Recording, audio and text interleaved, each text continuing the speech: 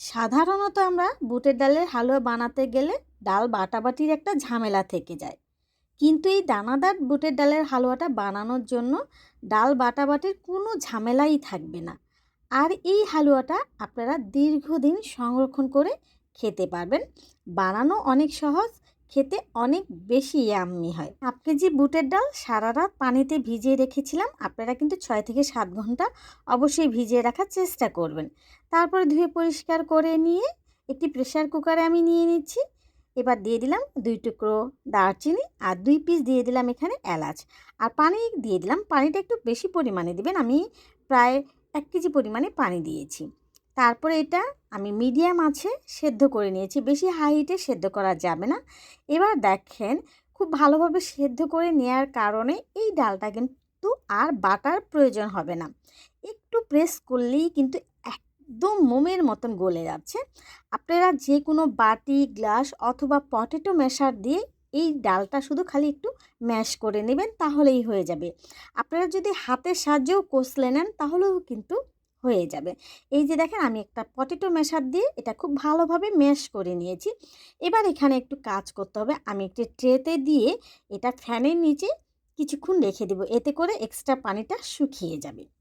এবার একটি প্যানে আমি 2 টেবিল চামচ পরিমাণে ঘি নিয়েছি। অবশ্যই ঘিটা ব্যবহার করার চেষ্টা করবেন।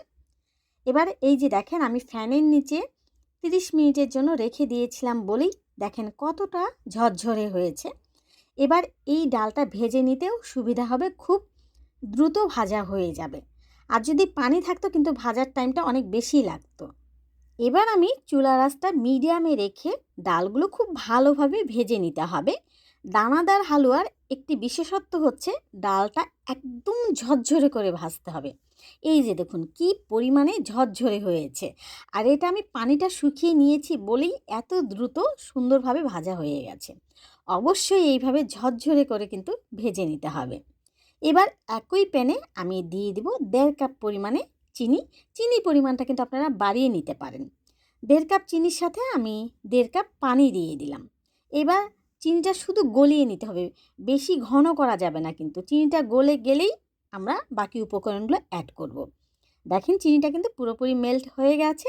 এবার দিয়ে দিলাম এখানে 1 টেবিল চামচ পরিমাণে ঘি আর দিয়ে দেবো 1 চিমটি পরিমাণে এখানে এলাচ গুঁড়া দিলাম। এবার দিয়ে দেবো এখানে আমি 2 ফোঁটা পরিমাণে ইয়েলো ফুড কালার। এটাও কিন্তু অপশনাল। এটা জাস্ট আমি একটু হালুয়ার কালারটা ভালো আনার জন্যই আমি এই কালারটা অ্যাড করেছি। এটা আপনারা বাদ দিতে পারেন। এবার আমি দিয়ে দেবো এখানে সেই যে ভেজে রাখা ডালগুলো দিয়ে দেব। আর এই পর্যায়ে চুলার আঁচটা একদম লো করে দিতে হবে। আমি বারবার বলছি এই পর্যায়ে চুলার আঁচ লো না করলে কিন্তু খুব দ্রুত চিনির শিরাটা শুকিয়ে যাবে। তখন কিন্তু হালুয়াটা খেতে আর ভালো লাগবে না, আর সংরক্ষণও বেশি দিন করতে পারবেন না। খুব লো আছে আমি ঘন না হওয়া পর্যন্ত অপেক্ষা করব। এই যে দেখুন ঘন হয়ে গেছে, আঠালো হয়ে গেছে। যখনই দেখবেন আঠালো ভাবটা চলে এসছে, এ পর্যায়ে চুলাটা বন্ধ করে দিতে হবে। বন্ধ করে দেওয়ার পরে 1/2 কাপ পরিমাণে এখানে গুঁড়া দুধ দিয়ে দিলাম। আপনারা কিন্তু গুঁড়া দুধের পরিমাণটা বাড়িয়ে দিতে পারেন, তবে কমানো যাবে না। এবার শুধু জাস্ট একটু হালুয়াটার সাথে গুঁড়া দুধটা মিশিয়ে নেব, আর কোনো কাজ না। এখানে চুলার আঁচটা কিন্তু বন্ধ করে দিয়েছি। দ্রুত মিশিয়ে নিয়ে যে ট্রেতে আমি হালুয়াটা সেট করব সেই ট্রেতে একটু ঘি ব্রাশ করে নিতে হবে। ঘি বা তেল ব্রাশ করে নিতে পারেন, সমস্যা নেই।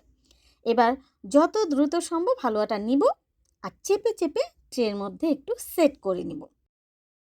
সেট করে নেওয়ার পরে উপরে কিছু কাঠবাদাম আমি কেটে নিয়েছি, কাঠবাদাম দিয়ে দিলাম। এটা অপশনাল, আপনারা যে কোনো ড্রাই ফ্রুটস এখানে ব্যবহার করতে পারেন।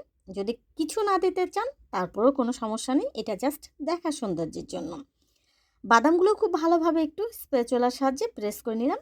এবার আমি অপেক্ষা করব হালুয়াটা ঠান্ডা না হওয়া পর্যন্ত। ঠান্ডা হয়ে গেলে এখন আপনারা আপনাদের পছন্দ মতন স্লাইস করে কেটে নিতে পারেন। আমি একটু লম্বাকৃতি করে কেটে নিচ্ছি। আর এই হালুয়াটা কিন্তু আপনারা অনেক দিন যে কোনো এয়ারটাইট বক্সে রেখে সংরক্ষণ করতে পারবেন। যদি ফ্রিজে নর্মাল চেম্বারে রাখেন তাহলে তো অনেক দিন করতে পারবেন। 7 দিন বা 10 দিন পর্যন্ত আপনারা রুম টেম্পারেচারে রেখে খেতে পারবেন। বিশ্বাস করেন এটা কিন্তু বাকি সব যে আপনারা বুটের ডালের হালুয়া বানান সেটার মতো কিন্তু এটা খেতে নয়। এটা কিন্তু মাশাআল্লাহ অনেক বেশি মজা হয় খেতে। একবার হলেও এই বুটের ডালের হালুয়াটা বানাবেন। সবাই তো শবে বরাতে অনেক রকমের হালুয়া ট্রাই করেন। এটা একবার হলেও বানাবেন। আর এটা বানিয়ে আপনাদের কেমন লেগেছে অবশ্যই আমাকে জানাতে ভুলবেন না। আর এই যে দেখুন, এটা কিন্তু খুব বেশি শক্ত হয় না, আবার খুব বেশি নরমও হয় না। আজকে তাহলে এই পর্যন্ত। ভালো থাকবেন। রেসিপিটি ভালো লাগলে ফ্যামিলি ফ্রেন্ডসদের সাথে শেয়ার করে দিবেন।